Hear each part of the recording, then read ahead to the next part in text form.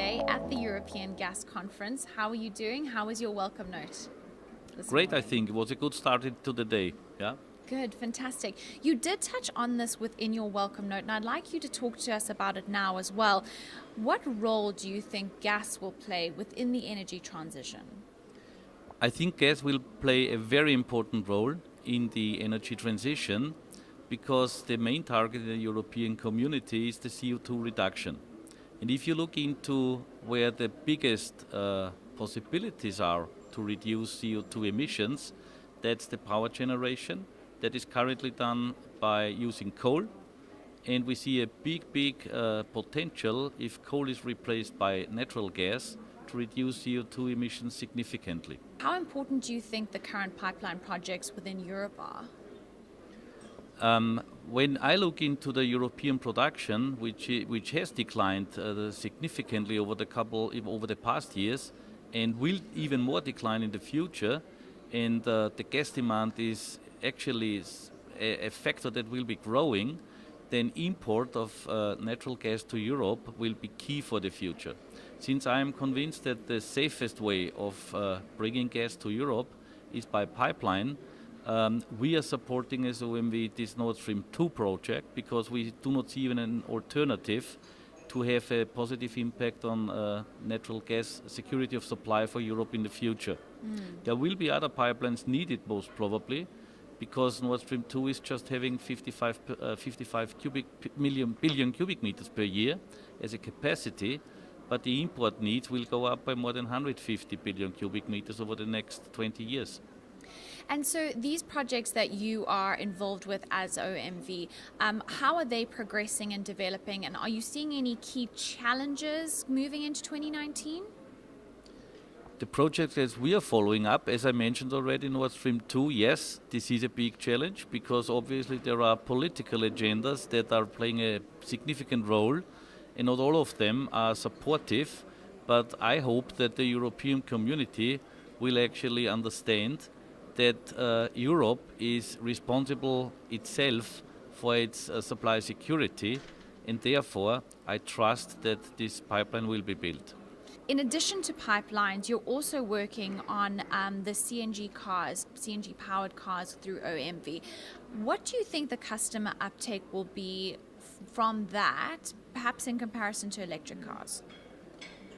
That's a good question. We believe that CNG-powered cars could make a big impact again on the CO2 emission level. And at the same time, CNG currently is the most affordable way because the infrastructure is available. The only thing that is really happening is a big number of cars produced by car producers. So what you need is obviously the commitment of car producers to go that way. The infrastructure is here. For instance, in Austria, OMV is running more than 50 CNG stations already. The country has 160 stations overall. So you would not need into any infrastructure to invest into any infrastructure, which is still the case in electromobility because the charging stations are not there. And this will be a huge investment ahead of us.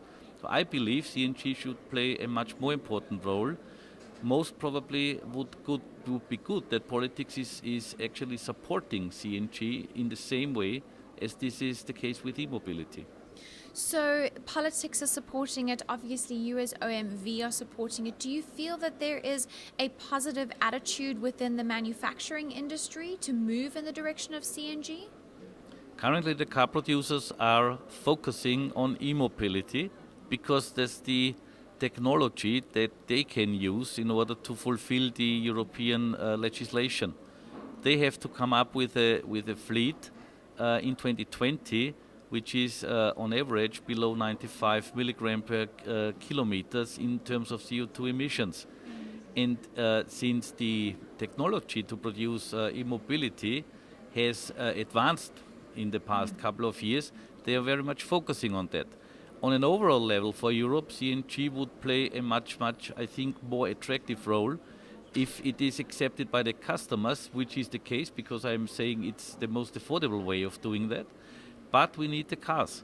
And so the car producers should be incentivized not to just go into e-mobility production, but to go for CNG production.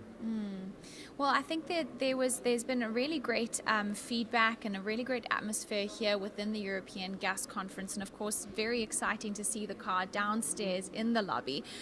What do you think conferences like this do for the industry? I think it is a great opportunity to meet different companies from different nationalities, by the way, and with different backgrounds, because you have some here that are producers, you have many of them that are actually traders, you have many of them that are consumers at the same time. So what you have is a full scope of opinions here, and as well, I think that's very important, politics is here as well. And so we have the chance as well to talk to politics, what is needed in order to come to a fruitful future in the energy mix in Europe. Now, OMV has been very involved with the European Gas Conference. Why is it important from a company perspective to get involved in this event and events like this? First of all, I think OMV has a great gas business. So our strategy is to become the leading integrated company in gas marketing from the northwest to the southeast of Europe. OMV is a gas producer. We are producing in Norway, we are producing in Austria, and we are producing in Romania. And so this is a perfect basis. And actually what we are responsible for is to supply the Austrian customers with natural gas. And this is pretty easy because we have such a long-term relationship with Gazprom, where we can actually reliably get the gas from. And here this is a perfect platform to talk about European gas. So we are very much involved in that. And that's the reason why we are happy to actually sponsor it.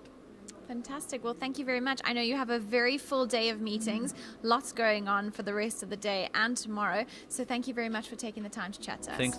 Thank you. Bye.